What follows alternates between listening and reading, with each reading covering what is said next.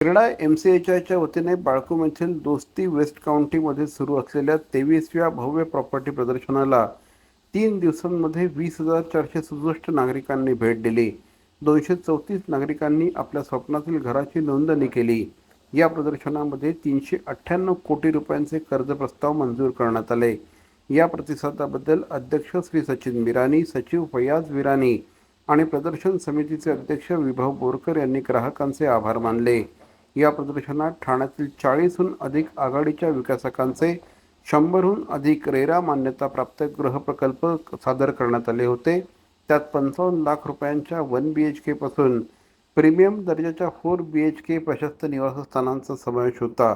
या प्रदर्शनात घोडबंदर रोड, कोलशेत, पोखरण आणि माजिवाडा येथील मालमत्तांना सर्वाधिक प्रतिसाद मिळाला.